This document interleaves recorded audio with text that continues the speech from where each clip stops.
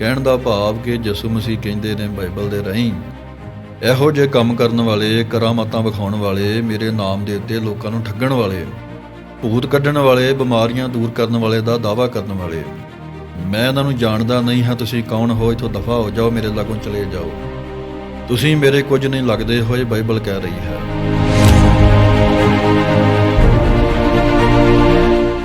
ਉਹਨਾਂ ਨੇ ਸਵਾਲ ਕੀਤੇ ਨੇ, ਕਹਿੰਦੇ ਜੀ ਪਵਿੱਤਰ ਬਾਈਬਲ ਦੇ ਵਿੱਚ ਲਿਖਿਆ ਵਾ ਕਿ ਯਿਸੂ ਮਸੀਹ ਜੀ ਕਹਿ ਰਹੇ ਨੇ ਭਈ ਜਿਹੜਾ ਮੈਨੂੰ ਪ੍ਰਭੂ ਪ੍ਰਭੂ ਕਹੇਗਾ ਉਹਨੂੰ ਧੱਕੇ ਮਾਰ ਕੇ ਸਵਰਗ ਦੇ ਵਿੱਚੋਂ ਬਾਹਰ ਕੱਢਿਆ ਜਾਏਗਾ।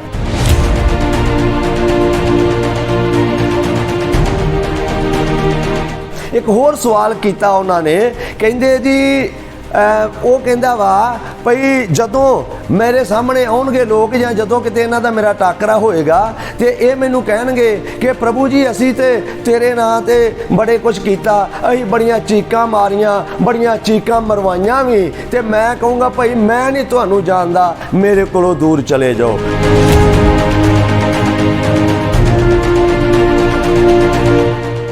ਅਗਲਾ ਇੱਕ ਹੋਰ ਸਵਾਲ ਉਹਨਾਂ ਨੇ ਕੀਤਾ, ਕਹਿੰਦੇ ਜੀ ਜੇ ਪਾਸਟਰ ਪਹਿਲੀ ਗੱਲ ਨੂੰ ਮੰਨਦੇ ਨੇ, ਮਰਕਸ ਦੀ ਅੰਜੀਲ ਉਹਦਾ 16 ਅਧਿਆਇ ਦੀ 16 ਆਇਤ ਨੂੰ ਕਹਿੰਦਾ ਜੇ ਮੰਨਦੇ ਨੇ ਤੇ ਫਿਰ 17 ਤੇ 18 ਆਇਤ ਨੂੰ ਵੀ ਪੂਰਾ ਕਰਨ, ਕਿਉਂਕਿ ਉਹਦੇ ਵਿੱਚ ਲਿਖਿਆ ਵਾ ਉਹ ਸੱਪਾਂ ਨੂੰ ਚੁੱਕ ਲੈਣਗੇ ਤੇ ਕੋਈ ਜ਼ਹਿਰ ਵਾਲੀ ਚੀਜ਼ ਵੀ ਪੀ ਲੈਣ ਤੇ ਤਾਂ ਵੀ ਉਹਨਾਂ ਦਾ ਕੋਈ ਨੁਕਸਾਨ ਨਹੀਂ ਹੋਏਗਾ।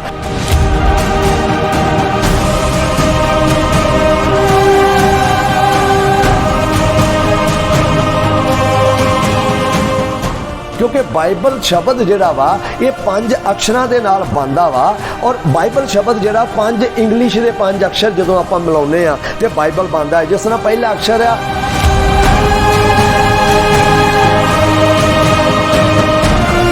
ਜਿਹੜੀ ਗੱਲ ਆ, ਉਹ ਸਮਾਂ ਇਹੋ ਜਿਹਾ ਚੱਲ ਰਿਹਾ ਵਾ ਕਿ ਪਾਸਟਰਾਂ ਨੂੰ ਵੇਖ ਵੇਖ ਕੇ ਲੋਕਾਂ ਦੀਆਂ ਚੀਕਾਂ ਨਿਕਲੀ ਜਾਂਦੀਆਂ।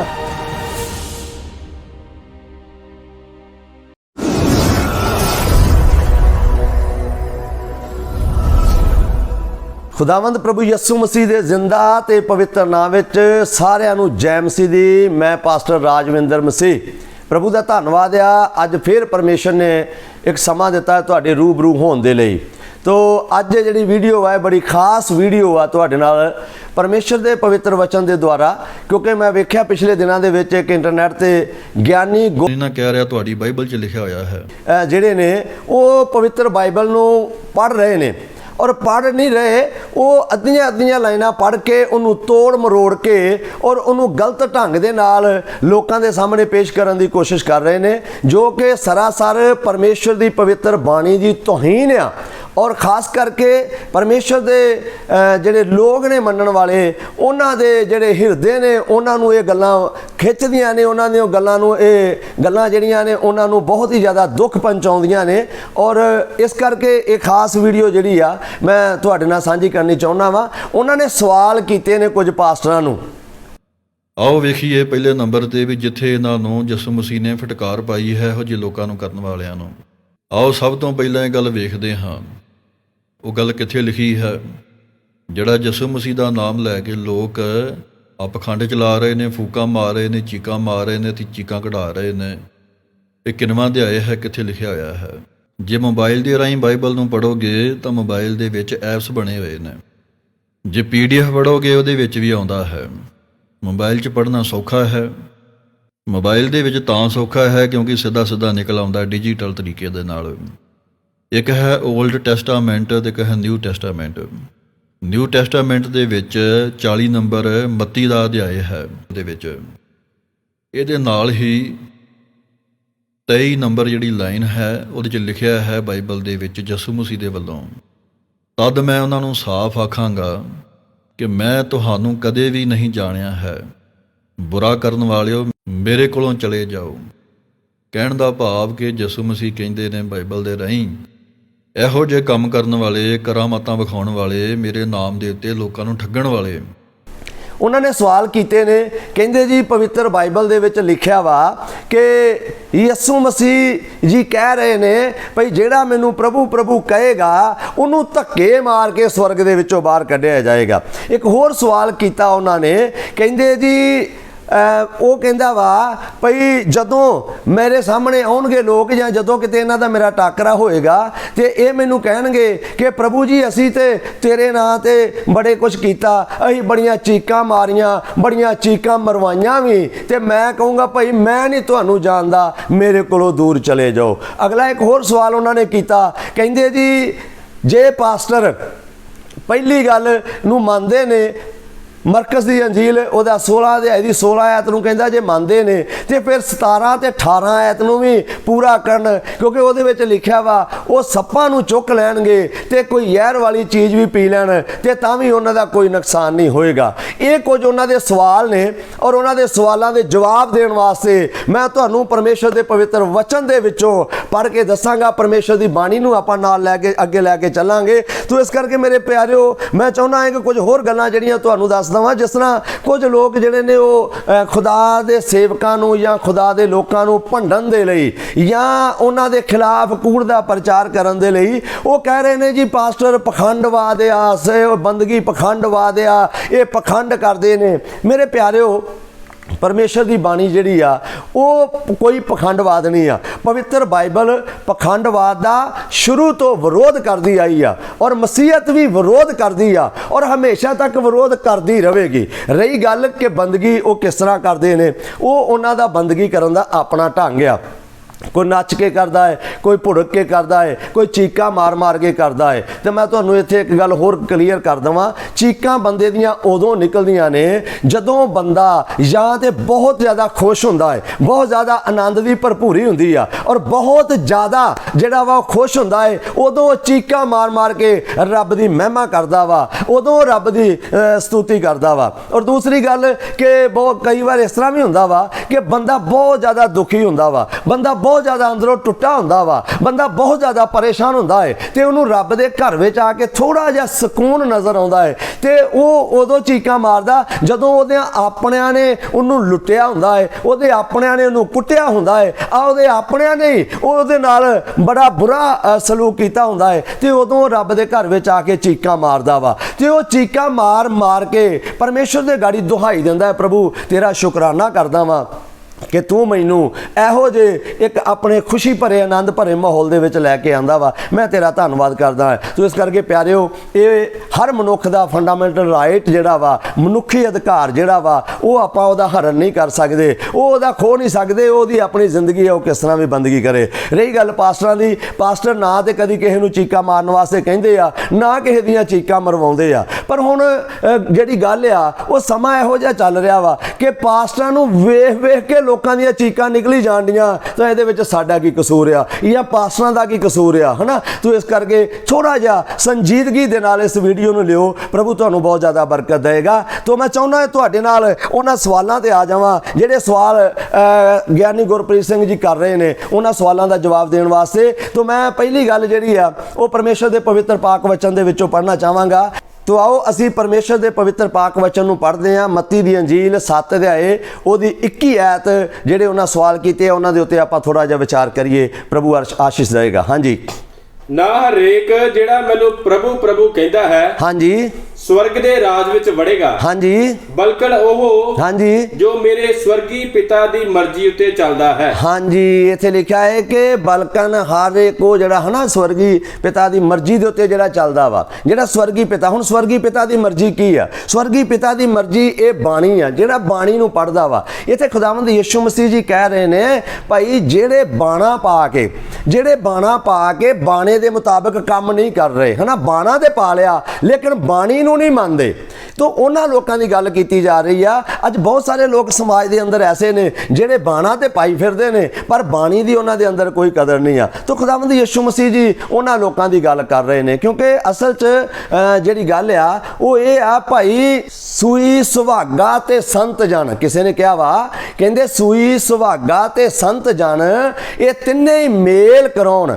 ਕਈ ਕੁਹਾੜਾ ਤੇ ਦੁਸ਼ਟ ਜਨ, ਇਹ ਤਿੰਨੇ ਹੀ ਪਾੜੇ ਪਾਉਣ। ਅਸਲ 'ਚ ਜਿਹੜੀ ਗੱਲ ਆ ਉਹ ਇਹ ਆ ਕਿ ਇੱਥੇ ਗੱਲ ਹੋ ਰਹੀ ਹੈ ਸੰਤਾਂ ਦੀ, ਇੱਥੇ ਗੱਲ ਹੋ ਰਹੀ ਹੈ ਸੇਵਕਾਂ ਦੀ, ਤੇ ਜਿਹੜੇ ਬਾਣਾ ਪਾ ਕੇ ਬਾਣੀ ਦੇ ਅਨੁਸਾਰ ਕੰਮ ਨਹੀਂ ਕਰ ਰਹੇ, ਖੁਦਾਵੰਦ ਯਿਸੂ ਮਸੀਹ ਜੀ ਉਹਨਾਂ ਨੂੰ ਕਹਿ ਰਹੇ ਨੇ ਭਈ ਇਕੱਲਾ ਪ੍ਰਭੂ ਪ੍ਰਭੂ ਕਰਨ ਦੇ ਨਾਲ ਕੋਈ ਸਵਰਗ ਵਿੱਚ ਨਹੀਂ ਵੜ ਜੂਗਾ, ਬਲਕਿ ਉਹ ਵੜੂਗਾ ਜਿਹੜਾ ਪਿਤਾ ਦੀ ਮਰਜ਼ੀ ਦੇ ਉੱਤੇ ਚੱਲਦਾ ਵਾ ਜਾਂ ਪਿਤਾ ਦੀ ਮਰਜ਼ੀ ਨੂੰ ਪੂਰਾ ਕਰਦਾ ਵਾ। ਤੋ ਸੰਤਾਂ ਦਾ ਕੰਮ ਜਿਹੜਾ ਵਾ ਹਨਾ, ਜਿਸ ਤਰ੍ਹਾਂ ਲਿਖਿਆ ਹੈ ਕਿ ਸੰਤ ਮੇਲ ਕਰਾਉਣ ਵਾਲੇ ਹੁੰਦੇ ਨੇ। ਸੰਤਾਂ ਦਾ ਕੰਮ ਹੈ ਇੱਕ ਦੂਸਰੇ ਦੇ ਨਾਲ ਮੇਲ ਕਰਾਉਣਾ, ਪਿਆਰ ਵੰਡਣਾ ਔਰ ਪਿਆਰ ਦੇ ਵਿੱਚ ਲੋਕਾਂ ਨੂੰ ਜੋੜਨਾ। ਸੰਤਾਂ ਦਾ ਕੰਮ ਨਫ਼ਰਤ ਫੈਲਾਉਣਾ ਨਹੀਂ ਆ, ਸੰਤਾਂ ਦਾ ਕੰਮ ਕੂੜ ਦਾ ਪ੍ਰਚਾਰ ਕਰਨਾ ਨਹੀਂ ਆ, ਸੰਤਾਂ ਦਾ ਕੰਮ ਕਿਸੇ ਦੀ ਨਿੰਦਿਆ ਕਰਨਾ ਨਹੀਂ ਆ। ਸੰਤ ਜਿਹੜੇ ਨੇ ਉਹ ਬੜੇ ਸੀਲ ਸੁਭਾਅ ਹੁੰਦੇ ਨੇ ਔਰ ਉਹ ਪਰਮੇਸ਼ਰ ਦੀ ਆਤਮਾ ਦੇ ਦੁਆਰਾ ਚਲਾਏ ਚੱਲਦੇ ਨੇ। ਤੋ ਅਗਲੀ ਗੱਲ, ਕਈ ਕੁਹਾੜਾ ਤੇ ਦੁਸ਼ਟ ਜਨ, ਕਹਿੰਦਾ ਇਹ ਤਿੰਨੇ ਹੀ ਪਾੜੇ ਪਾਉਣ ਹਨਾ।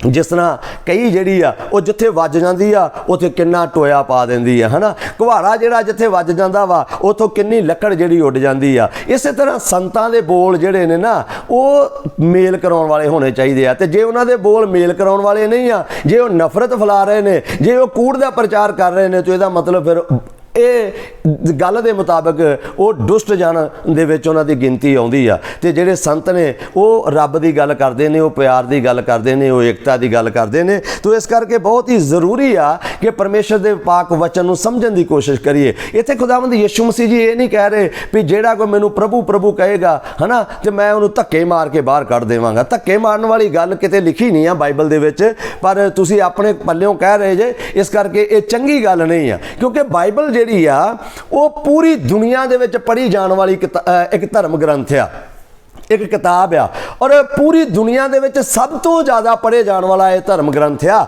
ਹੋਰ ਕੋਈ ਵੀ ਧਰਮ ਗ੍ਰੰਥ ਜਿਹੜਾ ਵਾ ਉਹ ਪੂਰੀ ਦੁਨੀਆ ਦੇ ਵਿੱਚ ਨਹੀਂ ਪੜ੍ਹਿਆ ਜਾਂਦਾ, ਪਰ ਇੱਕੋ ਹੀ ਧਰਮ ਗ੍ਰੰਥ ਆ ਜਿਹੜਾ ਪੂਰੀ ਦੁਨੀਆ ਦੇ ਵਿੱਚ ਪੜ੍ਹਿਆ ਜਾਂਦਾ ਹੈ। ਤੋ ਇਸ ਕਰਕੇ ਮੇਰੇ ਵੀਰ, ਬਾਈਬਲ ਕੋਈ ਐਸੀ ਜਿਹੜੀ ਆ ਆਮ ਕਿਤਾਬ ਨਹੀਂ ਆ ਭਈ ਜਿਹੜਾ ਮਰਜ਼ੀ ਇਹਨੂੰ ਉੱਠੇ ਤੇ ਇਹਨੂੰ ਐਰਾ ਗੈਰਾ ਨੱਥੂ ਖੈਰਾ ਇਹਨੂੰ ਪੜ੍ਹੇ ਤੇ ਇਹਦਾ ਪ੍ਰਕਾਸ਼ਨ ਕਰਨਾ ਸ਼ੁਰੂ ਕਰ ਦੇਵੇ। ਬਾਈਬਲ ਨੂੰ ਪੜ੍ਹਨ ਵਾਸਤੇ ਬੜੇ ਰੋਜ਼ੇ ਰੱਖਣੇ ਪੈਂਦੇ ਨੇ, ਬੜੀਆਂ ਦੁਆਵਾਂ ਕਰਨੀਆਂ ਪੈਂਦੀਆਂ ਨੇ ਔਰ ਸਿੱਖਣਾ ਪੈਂਦਾ ਵਾ, ਔਰ ਪਰਮੇਸ਼ਰ ਦੇ ਰੂਹ ਦੇ ਦੁਆਰਾ ਇਹਨੂੰ ਆਪਾਂ ਸਮਝ ਸਕਦੇ ਹਾਂ। ਇੱਥੇ ਇੱਕ ਹੋਰ ਵੀ ਤੁਹਾਡੇ ਨਾਲ ਗੱਲ ਸਾਂਝੀ ਕਰ ਦੇਵਾਂ, ਕਿਉਂਕਿ ਬਾਈਬਲ ਨੂੰ ਜਦੋਂ ਪੂਰਾ ਪੈਰਾਗ੍ਰਾਫ ਪੜਾਂਗੇ ਤੇ ਉਹ ਪੈਰਾਗ੍ਰਾਫ ਨੂੰ ਸਮਝਣਾ ਵਾ, ਫਿਰ ਉਹਦੇ ਸੈਂਟੈਂਸ ਨੂੰ ਸਮਝਣਾ ਵਾ, ਤੇ ਫਿਰ ਉਹਦੀ ਜਿਹੜੀ ਸੈਂਟੈਂਸ ਕੀ ਬੋਲਦਾ ਵਾ, ਕੀ ਆਵਾਜ਼ ਆਉਂਦੀ ਆ, ਫਿਰ ਉਹਦੀ ਗੱਲ ਕਰੋ ਤੇ ਪ੍ਰਭੂ ਤੁਹਾਨੂੰ ਆਸ਼ੀਸ਼ ਦੇਗਾ। ਨਹੀਂ ਤੇ ਇਸ ਤਰ੍ਹਾਂ ਤੇ ਕਈ ਵਾਰ ਪਤਾ ਕੀ ਹੋ ਜਾਂਦਾ ਹੈ, ਗੁੱਸਾ ਨਾ ਕਰਿਓ, ਕਈ ਵਾਰ ਫਿਰ ਐਜੂਕੇਸ਼ਨ ਤੇ ਵੀ ਥੋੜਾ ਜਿਹਾ ਸ਼ੱਕ ਹੋਣ ਲੱਗ ਪੈਂਦਾ ਵਾ ਕਿ ਪਤਾ ਨਹੀਂ ਕਿਉਂ ਇਹ ਪੂਰੇ ਪੈਰਾਗ੍ਰਾਫ ਨੂੰ ਨਹੀਂ ਸਮਝ ਪਾ ਰਹੇ, ਪੂਰੇ ਸੈਂਟੈਂਸ ਨੂੰ ਨਹੀਂ ਸਮਝ ਪਾ ਰਹੇ ਹਨਾ। ਤੋ ਇਸ ਕਰਕੇ 21 ਤੋਂ ਲੈ ਕੇ 23 ਤੱਕ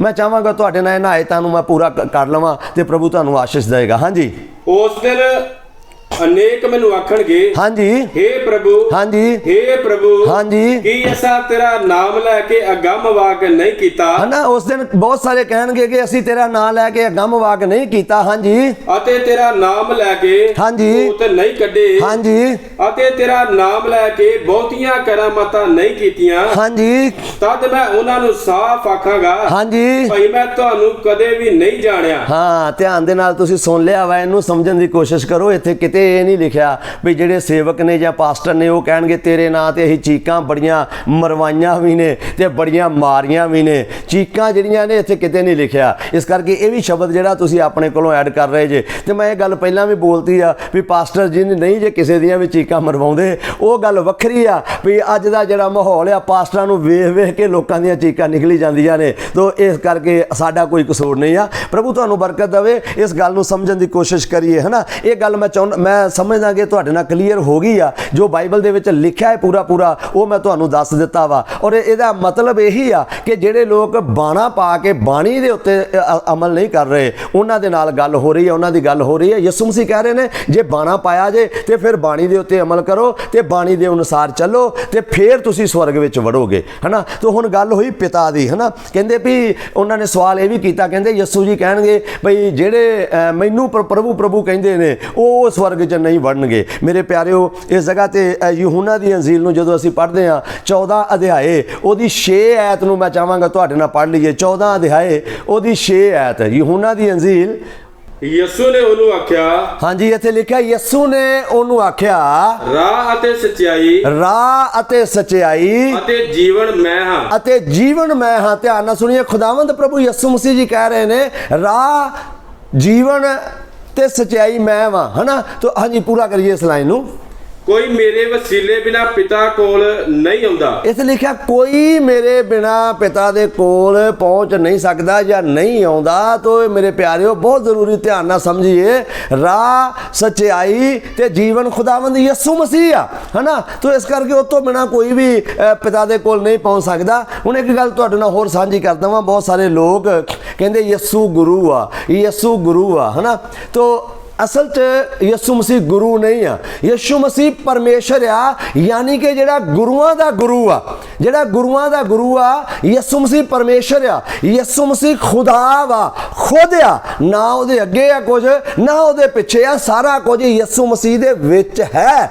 ਤੇ ਜਿਹੜੇ ਗੁਰੂ ਕਹਿੰਦੇ ਨੇ, ਸੁਣ ਲਈਏ, ਗੁਰੂ ਸ਼ਬਦ ਜਿਹੜਾ ਵਾ ਉਹ ਸੰਸਕ੍ਰਿਤੀ ਭਾਸ਼ਾ ਦਾ ਸ਼ਬਦ ਆ, ਔਰ ਜਿਹਦਾ ਅਰਥ ਇਹ ਆ ਕਿ ਰਾਹ ਦਿਖਾਉਣ ਵਾਲਾ ਜਾਂ ਉਸਤਾਦ ਹੋ ਸਕਦਾ ਹੈ, ਜਾਂ ਟੀਚਰ ਵੀ ਤੁਸੀਂ ਕਹਿ ਸਕਦੇ ਜੇ। ਪਰ ਯਿਸੂ ਮਸੀਹ ਦੇ ਖੁਦ ਰਾਹ ਵਾ, ਉਹਨੇ ਕਿਹੜਾ ਰਾਹ ਦਿਖਾਉਣਾ ਸੀਗਾ। ਇਸ ਕਰਕੇ ਯਿਸੂ ਤੋਂ ਬਿਨਾ ਮੁਕਤੀ ਨਹੀਂ ਹੈਗੀ, ਯਿਸੂ ਤੋਂ ਬਿਨਾ ਮੁਕਤੀ ਨਹੀਂ ਹੈਗੀ। ਤੋ ਇੱਕ ਆਇਤ ਇਹਦੇ ਨਾਲ ਮੈਂ ਚਾਹਾਂਗਾ ਮੇਰੇ ਨਾਲ ਹੋਰ ਸਾਂਝੀ ਕਰ ਲਓ, ਪ੍ਰਭੂ ਤੁਹਾਨੂੰ ਬਰਕਤ ਦੇਵੇਗਾ। ਹਾਂਜੀ ਪੜ੍ਹੀਏ ਯਹੂਨਾ ਦੀ ਅੰਜੀਲ ਉਹਦਾ 10 ਅਧਿਆਏ, ਉਹਦੀ ਮਿਹਰਬਾਨੀ ਕਰਕੇ 9 ਆਇਤ ਨੂੰ ਵੀ ਪੜ੍ਹ ਲਈਏ।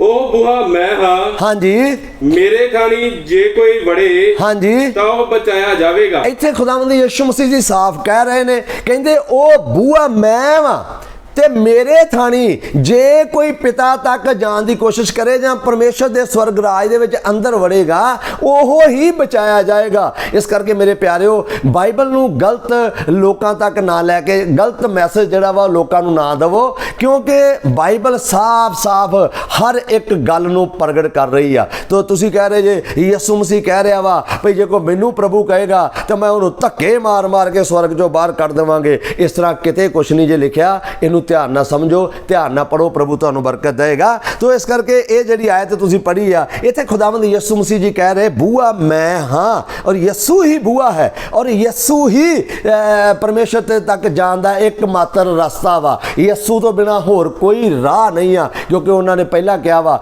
ਰਾਹ, ਹੱਕ ਤੇ ਜ਼ਿੰਦਗੀ ਮੈਂ ਵਾਂ। ਇਸ ਕਰਕੇ ਉਹ ਸਾਡਾ ਰਾਹ ਵਾ, ਉਹ ਜ਼ਿੰਦਗੀ ਦਾ ਰਾਹ ਵਾ। ਤੋ ਇਸ ਕਰਕੇ ਉਹਨੂੰ ਸਮਝਣ ਦੀ ਕੋਸ਼ਿਸ਼ ਕਰੀਏ। ਇਹਦੇ ਨਾਲ ਹੋਰ ਇੱਕ ਆਇਤ ਨੂੰ ਜਿਹੜਾ ਵਾ ਮੈਂ ਤੁਹਾਡੇ ਨਾਲ ਜੋੜਨਾ ਚਾਹਾਂਗਾ, ਪ੍ਰਭੂ ਤੁਹਾਨੂੰ ਬਰਕਤ ਦੇਗਾ। ਪੜ੍ਹੀਏ ਯਹੂਨਾ ਦੀ ਅੰਜੀਲ ਉਹਦਾ 6 ਅਧਿਆਏ, ਉਹਦੀ 51 ਆਇਤ ਨੂੰ ਵੀ ਪੜ੍ਹ ਲਈਏ। ਯਹੂਨਾ 6 ਦੀ 51 ਵੀ ਪੜ੍ਹ ਲਈਏ। ਉਹ ਜਿਉਂਦੀ ਰੋਟੀ ਜੋ ਸਵਰਗੋਂ ਉਤਰੀ, ਉਹ ਜਿਉਂਦੀ ਰੋਟੀ ਜਿਹੜੀ ਸਵਰਗੋਂ ਉਤਰੀ ਏ, ਸੋ ਮੈਂ ਹਾਂ। ਯਿਸੂ ਮਸੀਹ ਜੀ ਕਹਿ ਰਹੇ ਨੇ ਉਹ ਜਿਉਂਦੀ ਰੋਟੀ ਜਿਹੜੀ ਸਵਰਗੋਂ ਉਤਰੀ ਆ ਉਹ ਵੀ ਮੈਂ ਹੀ ਆ। ਖੁਦਾਵੰਦ ਯਿਸੂ ਮਸੀਹ ਨੇ ਕਿਹਾ ਰਾਹ ਵੀ ਮੈਂ ਵਾਂ, ਯਿਸੂ ਮਸੀਹ ਨੇ ਕਿਹਾ ਜ਼ਿੰਦਗੀ ਵੀ ਮੈਂ ਵਾਂ, ਯਿਸੂ ਮਸੀਹ ਨੇ ਕਿਹਾ ਹੱਕ ਵੀ ਮੈਂ ਵਾਂ, ਖੁਦਾਵੰਦ ਯਿਸੂ ਮਸੀਹ ਜੀ ਨੇ ਕਿਹਾ ਵਾ ਜੀਵਨ ਦੀ ਰੋਟੀ ਵੀ ਮੈਂ ਵਾਂ, ਖੁਦਾਵੰਦ ਯਿਸੂ ਮਸੀਹ ਜੀ ਨੇ ਆਖਿਆ ਵਾ ਜੀਵਨ ਦਾ ਜਲ ਵੀ ਮੈਂ ਵਾਂ, ਖੁਦਾਵੰਦ ਪ੍ਰਭੂ ਯਿਸੂ ਮਸੀਹ ਜੀ ਨੇ ਆਖਿਆ ਵਾ ਜੀਵਨ ਦੀ ਜੋਤੀ ਵੀ ਮੈਂ ਹੀ ਹਾਂ। ਔਰ ਮੇਰੇ ਤੋਂ ਬਿਨਾ ਕੋਈ ਵੀ, ਮੇਰੇ ਵਸੀਲੇ ਤੋਂ ਬਿਨਾ ਕੋਈ ਵੀ ਪਿਤਾ ਤੱਕ ਪਹੁੰਚ ਨਹੀਂ ਸਕਦਾ। ਤਾਂ ਆਓ ਹੋਰ ਇੱਕ ਆਇਤ ਜਿਹੜੀ ਤੁਹਾਡੇ ਨਾਲ ਸਾਂਝੀ ਕਰਾਂ। ਯਹੂਨਾ ਦੀ ਅੰਜੀਲ 14 ਅਧਿਆਏ ਉਹਦੀ 11 ਆਇਤ ਨੂੰ ਜ਼ਰੂਰ ਪੜ੍ਹ ਦਈਏ। ਮੇਰੀ ਪ੍ਰਤੀਤ ਕਰੋ। ਇੱਥੇ ਖੁਦਾਵੰਦ ਯਿਸੂ ਮਸੀਹ ਜੀ ਕਹਿ ਰਹੇ ਨੇ ਮੇਰੀ ਪ੍ਰਤੀਤ ਕਰੋ, ਯਾਨੀ ਮੇਰਾ ਵਿਸ਼ਵਾਸ ਕਰੋ ਕਿ ਮੈਂ ਪਿਤਾ ਵਿੱਚ ਅਤੇ ਪਿਤਾ ਮੇਰੇ ਵਿੱਚ ਅਤੇ ਪਿਤਾ ਮੇਰੇ ਵਿੱਚ ਹੈ। ਇਸ ਨੂੰ ਸਮਝੀਏ ਧਿਆਨ ਦੇ ਨਾਲ। ਇੱਥੇ ਕੁਝ ਚੇਲੇ ਜਿਹੜੇ ਨਾ ਖੁਦਾਵੰਦ ਯਿਸੂ ਮਸੀਹ ਨੂੰ ਇੱਕ ਉਹਨਾਂ ਨੇ ਸਵਾਲ ਕੀਤਾ, ਕਹਿੰਦੇ ਪ੍ਰਭੂ ਜੀ ਸਾਨੂੰ ਪਿਤਾ ਦੇ ਦਰਸ਼ਨ ਕਰਾ। ਤਾਂ ਫਿਰ ਖੁਦਾਵੰਦ ਯਿਸੂ ਮਸੀਹ ਜੀ ਉਹਨਾਂ ਨੂੰ ਕਹਿ ਰਹੇ ਨੇ, ਇਹਨੂੰ ਪੂਰਾ ਪੈਰਾਗ੍ਰਾਫ ਪੜ੍ਹੋਗੇ ਤੁਹਾਨੂੰ ਸਾਰੀ ਸਮਝ ਆਏਗੀ। ਤਾਂ ਖੁਦਾਵੰਦ ਯਿਸੂ ਮਸੀਹ ਜੀ ਕਹਿ ਰਹੇ ਨੇ, ਕਹਿੰਦੇ ਵੀ ਮੇਰੀ ਗੱਲ ਤੇ ਵਿਸ਼ਵਾਸ ਕਰੋ, ਪ੍ਰਤੀਤ ਕਰੋ ਮੈਂ ਹੀ ਪਿਤਾ ਵਾਂ ਔਰ ਪਿਤਾ ਮੇਰੇ ਵਿੱਚ ਆ ਤੇ ਮੈਂ ਪਿਤਾ ਦੇ ਵਿੱਚ ਆ। ਇੱਕ ਆਇਤ ਨੂੰ ਹੋਰ ਇਹਦੇ ਨਾਲ ਆਪਾਂ ਸਾਂਝਾ ਕਰਾਂਗੇ, ਪ੍ਰਭੂ ਤੁਹਾਨੂੰ ਚੰਗੀ ਤਰ੍ਹਾਂ ਇਸ ਵਚਨ ਦੀ ਸਮਝ ਬਖਸ਼ੇਗਾ। ਤਾਂ ਪੜ੍ਹੀਏ ਯਹੂਨਾ ਦੀ ਅੰਜੀਲ 10 ਅਧਿਆਏ ਉਹਦੀ 30 ਆਇਤ ਨੂੰ ਵੀ ਪਰਮੇਸ਼ਰ ਦੇ ਪਾਕ ਵਚਨ ਨਾਲ ਅੱਗੇ ਵਧਾਂਗੇ। ਮੈਂ ਔਰ ਪਿਤਾ ਇੱਕੋ ਹਾਂ। ਖੁਦਾਵੰਦ ਯਿਸੂ ਮਸੀਹ ਜੀ ਫਿਰ ਕਹਿ ਰਹੇ ਨੇ, ਕਹਿੰਦੇ ਮੈਂ ਔਰ ਪਿਤਾ ਇੱਕੋ ਹੀ ਹਾਂ। ਪਿਤਾ ਦੇ ਵਿੱਚ ਤੇ ਪ੍ਰਭੂ ਦੇ ਵਿੱਚ ਕੋਈ ਫਰਕ ਨਹੀਂ ਹੈ। ਖੁਦਾਵੰਦ ਯਿਸੂ ਮਸੀਹ ਸਾਫ਼ ਕਲੀਅਰ ਕਰ ਰਹੇ ਨੇ ਮੈਂ ਤੇ ਪਿਤਾ ਇੱਕੋ ਹੀ ਹਾਂ। ਇਸ ਕਰਕੇ ਪਿਤਾ ਵੀ ਉਹ ਵਾ ਔਰ ਪੁੱਤਰ ਵੀ ਉਹੀ ਆ ਔਰ ਉਹੀ ਹੈ ਸਾਰਾ ਕੁਝ ਔਰ ਉਹਦੇ ਵਿੱਚ ਹੀ ਜ਼ਿੰਦਗੀ ਆ। ਤੋ ਇਸ ਕਰਕੇ ਮੇਰੇ ਪਿਆਰਿਓ ਕੋਈ ਕਨਫਿਊਜ਼ਨ ਨਾ ਰੱਖੋ, ਬਾਈਬਲ ਨੂੰ ਵਧੀਆ ਢੰਗ ਨਾਲ ਪੜ੍ਹੋ। ਬਾਈਬਲ ਤੁਹਾਨੂੰ ਬਹੁਤ ਕੁਝ ਸਿਖਾਉਂਦੀ ਆ, ਕਿਉਂਕਿ ਬਾਈਬਲ ਸ਼ਬਦ ਜਿਹੜਾ ਵਾ ਇਹ 5 ਅਕਸ਼ਰਾਂ ਦੇ ਨਾਲ ਬਣਦਾ ਵਾ। ਔਰ ਬਾਈਬਲ ਸ਼ਬਦ ਜਿਹੜਾ 5 ਇੰਗਲਿਸ਼ ਦੇ 5 ਅਕਸ਼ਰ ਜਦੋਂ ਆਪਾਂ ਮਿਲਾਉਂਦੇ ਆ ਤੇ ਬਾਈਬਲ ਬਣਦਾ ਹੈ। ਜਿਸ ਤਰ੍ਹਾਂ ਪਹਿਲਾ ਅਕਸ਼ਰ ਆ B, ਦੂਸਰਾ ਹੈਗਾ ਹੈ I, ਤੀਸਰਾ ਹੈਗਾ ਹੈ B, ਫਿਰ ਚੌਥਾ ਹੈਗਾ L ਤੇ ਫਿਰ ਪੰਜਵਾਂ ਹੈਗਾ E।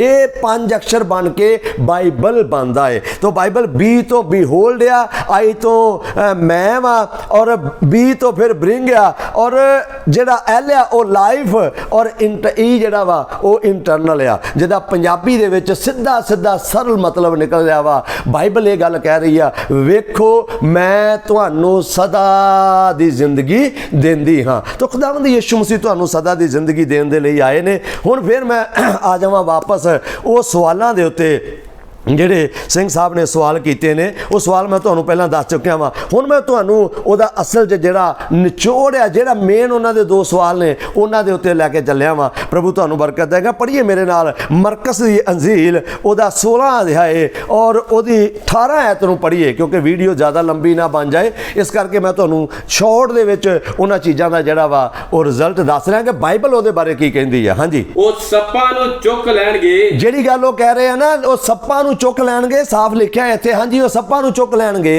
ਅਤੇ ਜੇ ਕੋਈ ਜ਼ਹਿਰ ਵਾਲੀ ਚੀਜ਼ ਪੀ ਲੈਣ, ਜੇ ਕੋਈ ਜ਼ਹਿਰ ਵਾਲੀ ਚੀਜ਼ ਵੀ ਪੀ ਲੈਣ ਤਾਂ ਉਹਨਾਂ ਦਾ ਕੁਝ ਨਹੀਂ ਵਿਚਲੇਗਾ, ਉਹਨਾਂ ਦਾ ਕੁਝ ਵੀ ਵਿਗੜੇਗਾ ਨਹੀਂ ਆ। ਇਹ ਖੁਦਾਵੰਦ ਯਿਸੂ ਮਸੀਹ ਦਾ ਵਚਨ ਆ, ਔਰ ਸੱਚਮੁੱਚ ਹੀ ਪਰਮੇਸ਼ਰ ਆਪਣੇ ਵਚਨ ਨੂੰ ਪੂਰਾ ਕਰਦਾ ਵਾ, ਹਨਾ। ਤਾਂ ਇਹ ਸਵਾਲ ਉਹਨਾਂ ਦੇ ਨੇ, ਹਨਾ। ਤਾਂ ਐਸੀ ਪਰਿਸਥਿਤੀ ਖੁਦਾਵੰਦ ਯਿਸੂ ਮਸੀਹ ਦੇ ਸਾਹਮਣੇ ਵੀ ਆਈ ਸੀਗੀ। ਐਸੀ ਪਰਿਸਥਿਤੀ ਖੁਦਾਵੰਦ ਯਿਸੂ ਮਸੀਹ ਦੇ ਸਾਹਮਣੇ ਵੀ ਇੱਕ ਵਾਰ ਆਈ, ਜਦੋਂ ਖੁਦਾਵੰਦ ਪ੍ਰਭੂ ਯਿਸੂ ਮਸੀਹ 40 ਦਿਨ ਦਾ ਵਰਤ ਰੱਖ ਕੇ ਤੇ ਉੱਥੇ ਜੰਗਲਾਂ ਦੇ ਵਿੱਚ 40 ਦਿਨ ਦਾ ਵਰਤ ਰੱਖ ਕੇ ਬੈਠੇ ਹੋਏ ਸੀਗੇ। ਤਾਂ ਉਹਨਾਂ ਦਿਨਾਂ ਦੇ ਵਿੱਚ ਸ਼ੈਤਾਨ ਉਹਨਾਂ ਦੇ ਕੋਲ ਆਇਆ। ਆਓ ਅਸੀਂ ਪੜ੍ਹ ਲਈਏ, ਕਿਉਂਕਿ ਲਿਖਤ ਜੋ ਕਹਿੰਦੀ ਹੈ, ਲਿਖਤ ਦੇ ਅਨੁਸਾਰ ਆਪਾਂ ਗੱਲ ਕਰਾਂਗੇ। ਪੜ੍ਹੀਏ ਮੱਤੀ ਦੀ ਅੰਜੀਲ 4 ਅਧਿਆਏ ਉਹਦੀ ਪਹਿਲੀ ਐਤ ਤੋਂ ਪੜ੍ਹਨਾ ਸ਼ੁਰੂ ਕਰੀਏ। 1 ਐਤ ਨੂੰ ਪੜ੍ਹ ਲਈਏ।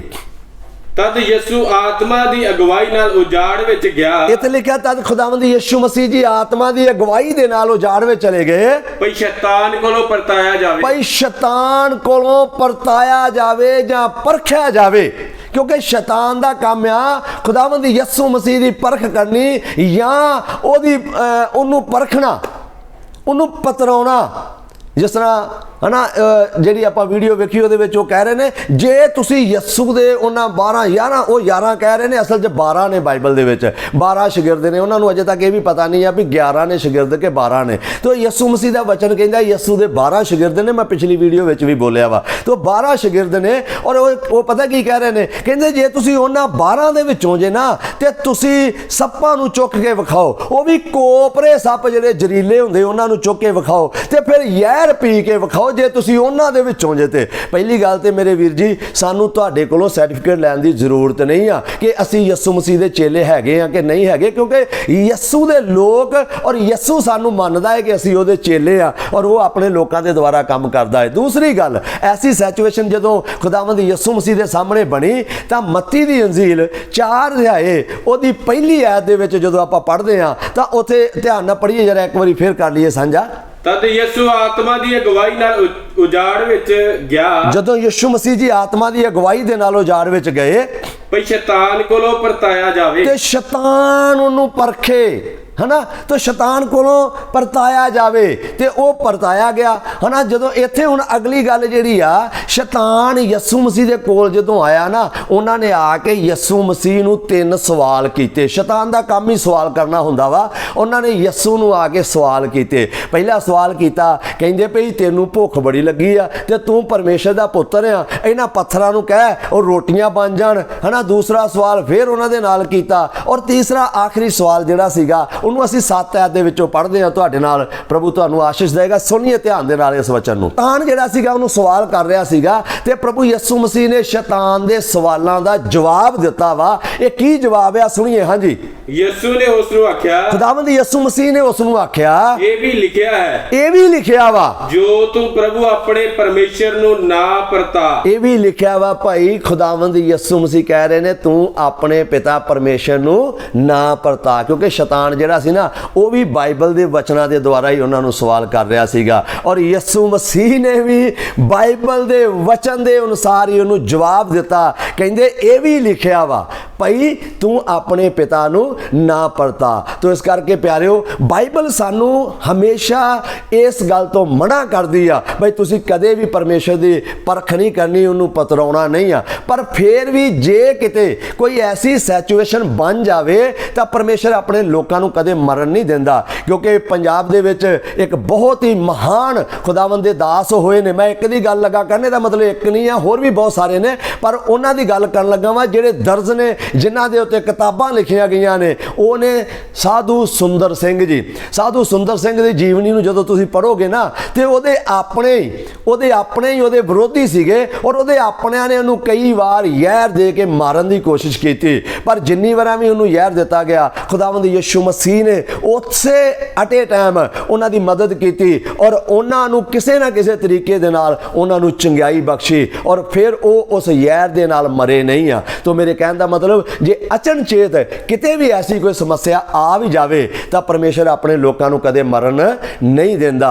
ਪਰ ਜਾਣ ਬੁੱਝ ਕੇ ਉਹਦੀ ਪਰਖ ਕਰਨੀ ਜਿਹੜੀ ਆ, ਇਹ ਬਾਈਬਲ ਮਨਾ ਕਰਦੀ ਆ, ਸਾਫ਼ ਮਨਾ ਕਰਦੀ। ਕਿਉਂਕਿ ਯਿਸੂ ਨੇ, ਜਦੋਂ ਸ਼ੈਤਾਨ ਨੇ ਉਹਨੂੰ ਕਿਹਾ ਤੂੰ ਆਪਣੇ ਆਪ ਨੂੰ ਸਾਬਤ ਕਰ, ਤਾਂ ਯਿਸੂ ਨੇ ਉਹਨੂੰ ਕਿਹਾ ਬਈ ਪਰਮੇਸ਼ਰ ਦਾ ਪਾਕ ਵਚਨ ਕਹਿੰਦਾ ਵਾ ਤੁਸੀਂ ਕਦੇ ਵੀ ਆਪਣੇ ਪਰਮੇਸ਼ਰ ਨੂੰ, ਆਪਣੇ ਪਿਤਾ ਨੂੰ ਪਰਖਣਾ ਨਹੀਂ ਹੈ, ਪਰਤਾਉਣਾ ਨਹੀਂ ਆ। ਤੋ ਇਸ ਕਰਕੇ ਮੇਰੇ ਵੀਰ, ਅਸੀਂ ਪਰਮੇਸ਼ਰ ਦਾ ਵਚਨ ਦਾ ਪ੍ਰਚਾਰ ਕਰਦੇ ਹਾਂ। ਪਰਮੇਸ਼ਰ ਦਾ ਪਾਕ ਵਚਨ ਸਾਨੂੰ ਸਾਫ਼ ਮਨਾ ਕਰਦਾ ਹੈ ਉਹਦੀ ਪਰਖ ਨਹੀਂ ਕਰਨੀ, ਇਸ ਕਰਕੇ ਉਹਦੀ ਪਰਖ ਨਹੀਂ ਕਰ ਸਕਦੇ। ਮੈਂ ਤੁਹਾਨੂੰ ਵੀ ਇਹੀ ਸਲਾਹ ਦੇਵਾਂਗਾ, ਪਰਮੇਸ਼ਰ ਦੀ ਪਰਖ ਨਾ ਕਰੋ। ਉਹ ਕੁਦਰਤ ਆ, ਉਹ ਕੁਛ ਵੀ ਕਰ ਸਕਦਾ ਵਾ, ਔਰ ਜਦੋਂ ਚਾਹੇ ਉਹ ਇਨਸਾਨ ਦਾ ਖਾਤਮਾ ਕਰ ਸਕਦਾ ਹੈ, ਜਦੋਂ ਚਾਹੇ ਇਨਸਾਨ ਨੂੰ ਮੁਰਦਿਆਂ ਤੋਂ ਜ਼ਿੰਦਾ ਵੀ ਕਰ ਸਕਦਾ ਹੈ। ਤਾਂ ਮੈਨੂੰ ਆਸ ਆ ਕਿ ਇਹ ਵੀਡੀਓ ਤੁਹਾਨੂੰ ਬਹੁਤ ਵਧੀਆ ਲੱਗੇਗੀ ਔਰ ਤੁਹਾਨੂੰ ਬਰਕਤ ਵੀ ਦੇਵੇਗੀ। ਤਾਂ ਇਸ ਕਰਕੇ ਇਹਨੂੰ ਧਿਆਨ ਨਾਲ ਸੁਣੀਏ, ਐਂਡ ਤੱਕ ਸੁਣੀਏ, ਪ੍ਰਭੂ ਤੁਹਾਨੂੰ ਬਰਕਤ ਦੇਵੇਗਾ। ਤਾਂ ਸਾਰਿਆਂ ਨੂੰ ਜੈ ਮਸੀਹ ਦੀ। ਮਿਲਦੇ ਆ ਫਿਰ ਅਗਲੀ ਵੀਡੀਓ ਦੇ ਵਿੱਚ ਕੁਝ ਹੋਰ ਐਸੇ ਸਵਾਲਾਂ ਦੇ ਨਾਲ, ਜਿਹੜੇ ਲੋਕ